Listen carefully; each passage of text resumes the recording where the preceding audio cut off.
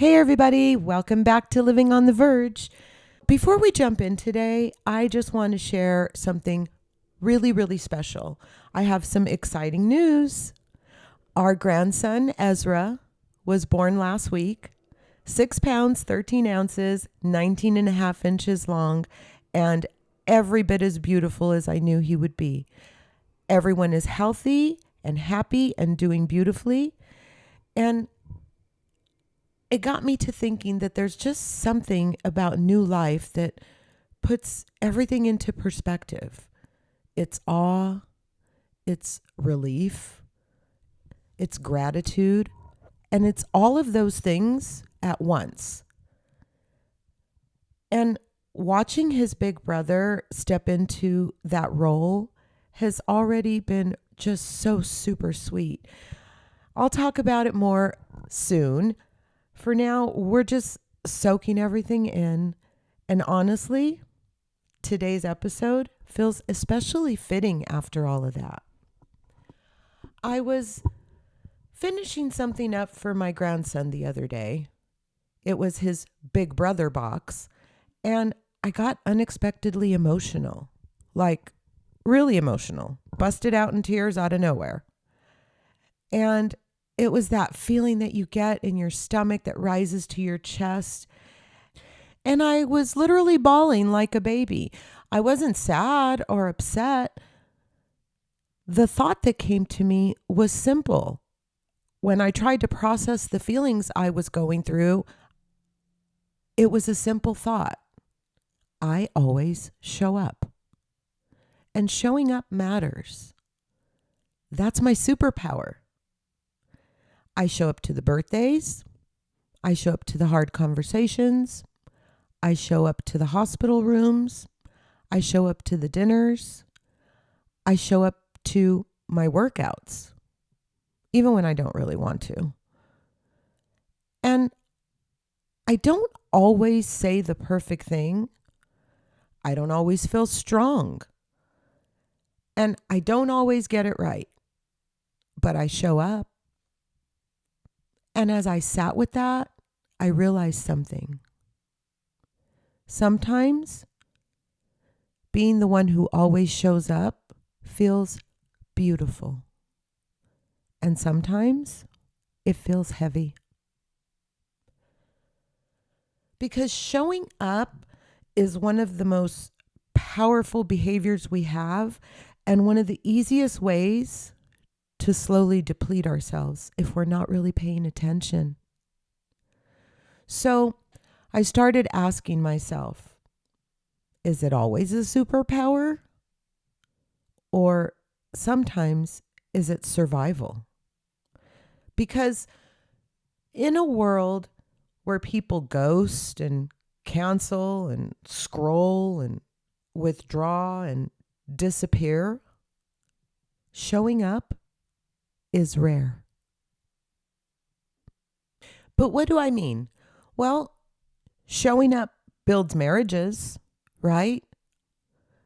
We show up by doing the laundry, by getting the car washed for one another, or being the one who takes care of the bills, or who buys the groceries, or who mows the lawn. Showing up builds friendships, right? We talked about the pillars, the 3 pillars: time, proximity, and energy. When you show up, you're using all 3 of those pillars, and it's inevitable that there wouldn't be growth in the relationships. Showing up builds legacies. But here's what I've also learned. It only stays powerful when it's chosen. So today we're talking about showing up, the strength of it, the cost of it, and how to keep it from turning into something that drains you instead of defines you. So let's get into it, and let's talk about the power of really showing up. Well, showing up builds trust. And I'll give you some examples of what I mean. You may remember I took my granddaughter Bailey to Disneyland for her birthday recently. And I'll never get past that feeling of the pause before the decision. And I'll tell you what I mean. I was really struggling. My hip had been hurting. I had not been working out as much because the rain had kept me indoors. And I had a fear of not being able to keep up with her, of disappointing her. And I remember thinking to myself, it's okay. She's going to love you through it. And I'm going to show up for her because I love spending time with her. And thank goodness she still loves spending time with me. So even if I'm tired, even if I don't get on every ride that she'd like me to get on, I'm still going to show up. It's things like showing up to the hospital when someone you love is scared, or bringing a meal to a sick friend. It's showing up to lunch when the back of your mind, you know, you have tons of things to do, you're behind, you have an open mail in a week, or maybe you're not feeling great. You didn't wake up feeling 100% and, you know, you're a little under the weather. You don't really have the energy to socialize, or maybe you just rather stay home, but you show up. It's showing up to have that hard conversation when you know that it would just be easier to stay silent. We have all of these moments, right? And it's even showing up for yourself. Like for me, it's showing up to the gym when I don't want to go. I don't always get it right, but I always try to show up. Lately, I've been doing a way better job of showing up for myself in certain areas. And one of those is journaling. And I can't tell you how much journaling regularly, because I've always been a journaler, but I have been journaling regularly. And it really has changed so much for me. It has taken me into a season, I was just telling a friend this, of being able to evaluate or journal or even just think about a situation, and then being able to observe it and process it in a different way than I did before, in a way that brings healing and forward motion. So if you ever try journaling and it didn't stick, you're not alone. But try again in this season. It hits different. The takeaway for me is journaling is not created equally at every stage in life. And so other ways that I've been showing up for myself is regularly taking my supplements, making sure I'm hydrating enough, making sure that I take that time to show up for myself so that I can be better for others, and just showing up in my real life. Consistency, it's not flashy, guys. It can sometimes be grueling and even feel a little thankless, but it builds reliability, and reliability builds safety, and safety builds legacy. Presence over perfection means I don't have to perform. What am I talking about? Well, it means I don't have to fix everything. I don't have to have all of the answers. I don't have to be dazzling or buy all the latest and greatest things for my grandkids. And I learned this last Christmas. I made a conscious decision to scale back on Christmas, mainly because I think that it's important to focus on some of the other reasons for the season. And not for nothing, because my husband works hard and I want to make sure that I am preserving our income and making good business choices at this season of life. So I thought, I'm going to scale back, but I'm going to be a little bit more intentional with what I buy for who instead of how much I buy for everybody.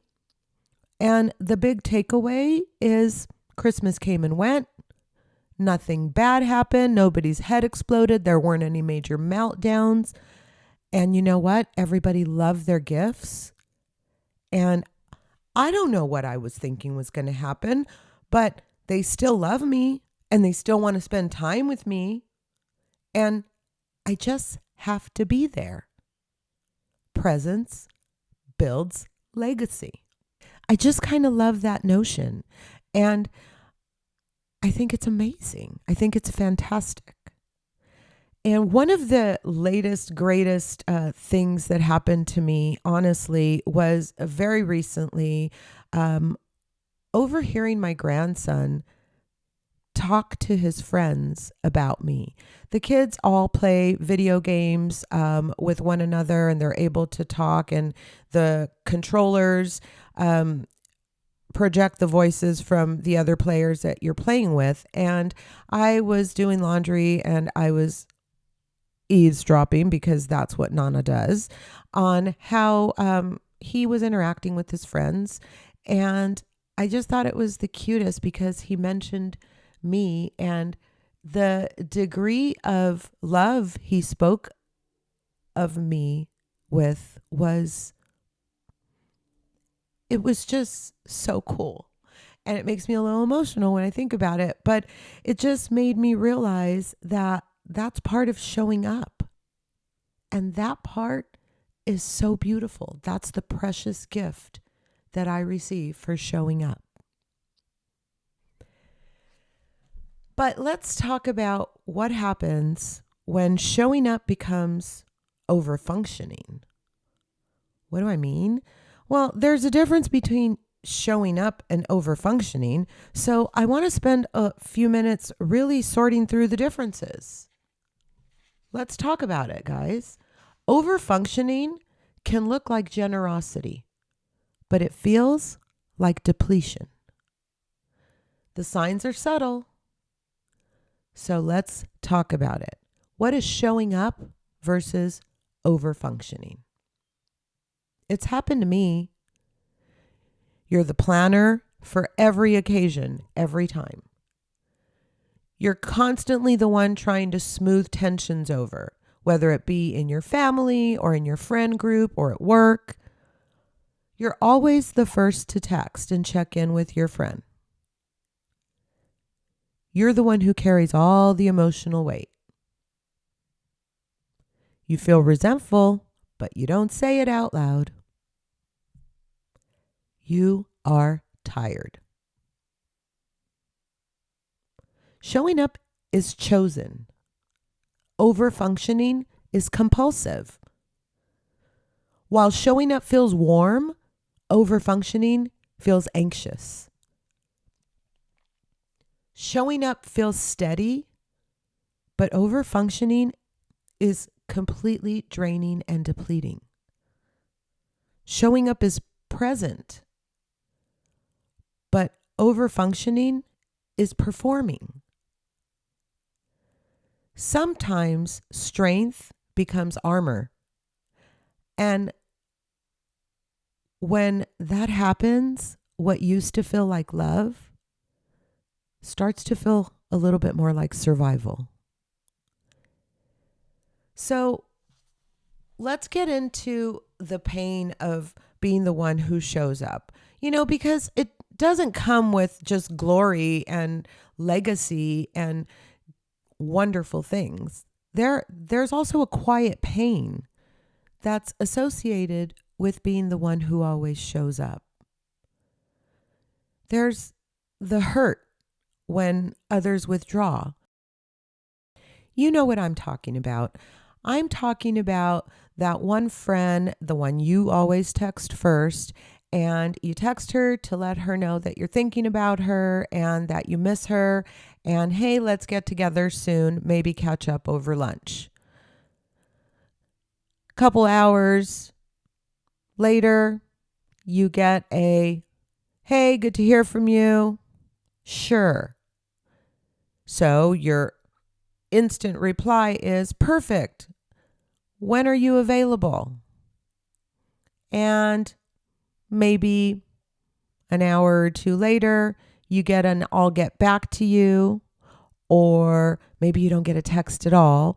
And then maybe the next day you send a reminder text and your friend says, "Oh, things are looking really busy. I'll get back to you with a date soon," but then you never hear from them. That's somebody who's withdrawing. That's someone who's not meeting you where you're meeting them. And that hurts.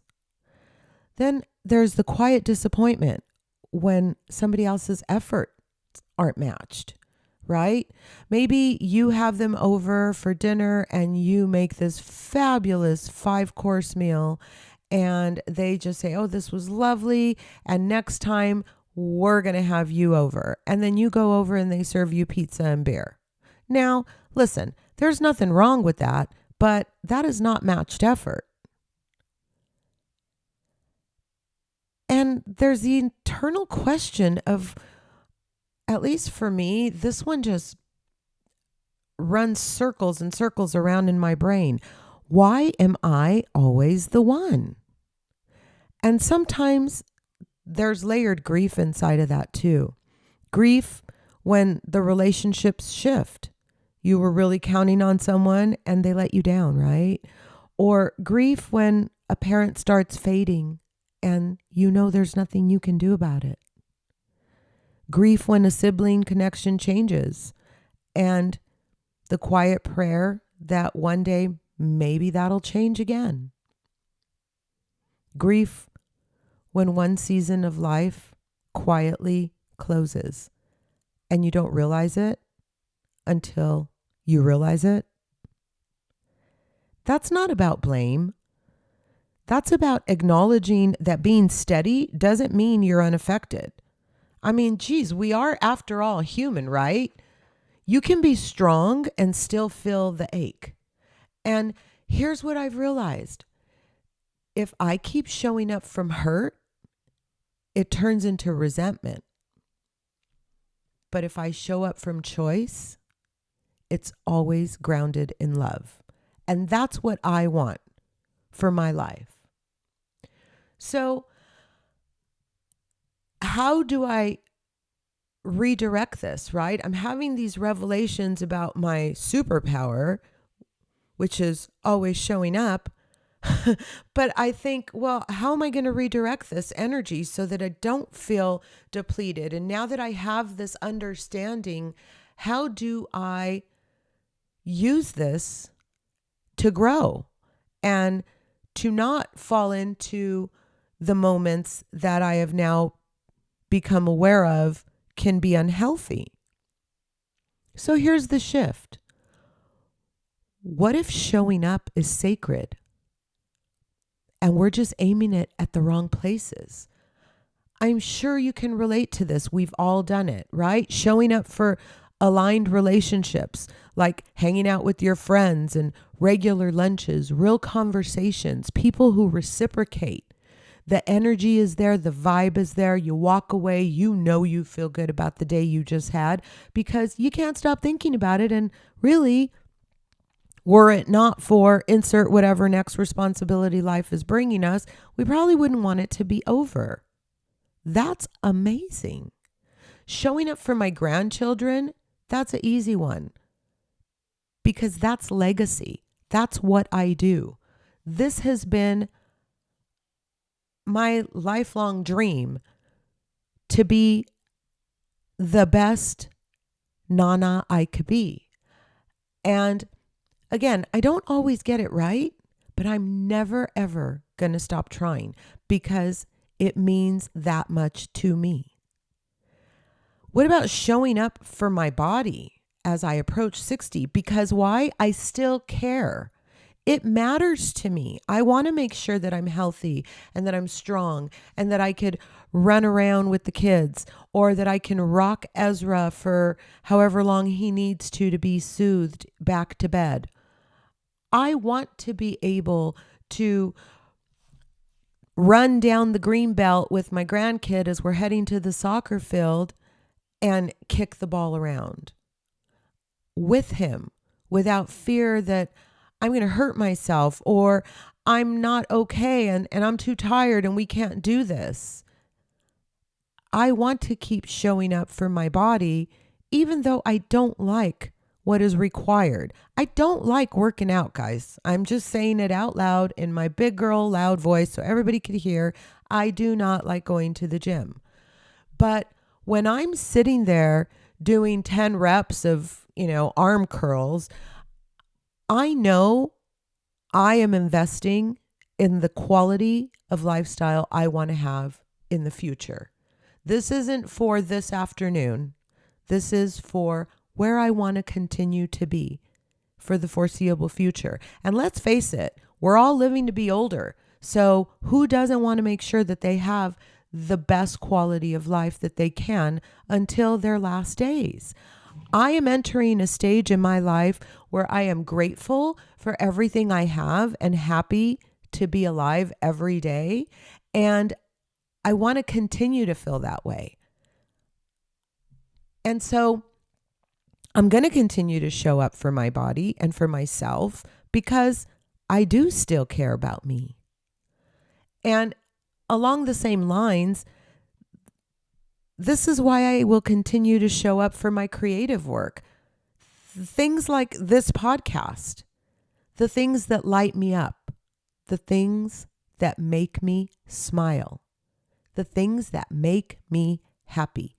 I'm going to keep doing it because that is just who I am. And I'm going to keep showing up for peace. What do I mean by that? Well, that means I don't have to enter every argument. This is new for me. I love a spirited debate, and anyone who knows me well knows that about me.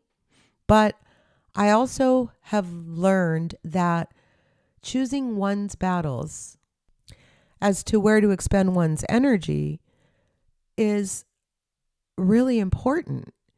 We don't have to take on every argument.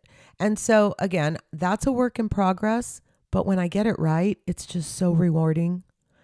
And I don't fix every silence anymore either. In fact, I've actually learned to appreciate and enjoy the quiet spaces in between all the words, whether it be my Me Mondays, where I kind of just try to keep to myself, stay off the phone, whether I binge a bunch of movies or read a good book or sit in the spa or give myself a facial or just spend time with me. I've enjoyed the quiet in between the noise. Or even if I'm out with a friend and we're sitting there talking and having a good time and then our food comes, I enjoy the quiet.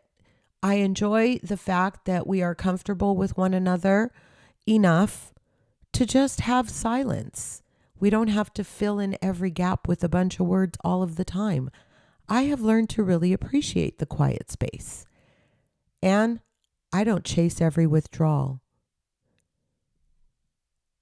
You don't have to stop being the one who shows up. And please don't. I know I probably never will. You just have to stop showing up where you're not received. Protect your energy. It dawned on me, Virginia, you don't have to be everywhere to matter. And when you choose where your presence goes, it becomes power again. Think about that. And I'm going to give you a little hint so that you can know the difference and how to use this in real time. Before I say yes, I have gotten into the habit of asking myself 3 questions. Am I choosing this or am I panicking? Is this love or is this me trying to manage someone else's feelings? And if I do this today, will I feel peaceful afterward or resentful? I'm not perfect at it, guys, but those questions have saved me from showing up in places where I'm not received and helped me show up where it actually matters. Showing up matters, but it only stays sacred when it's chosen. And that feels softer that feels sustainable, that feels like real love. That's it for today. But listen, if this episode resonated with you, please pass it along to someone who you think might need to hear it. It would mean the world to me. And as usual, I appreciate you guys for being here with me today. I will be back. And until then, I will be here, living on the verge. Have a fabulous day.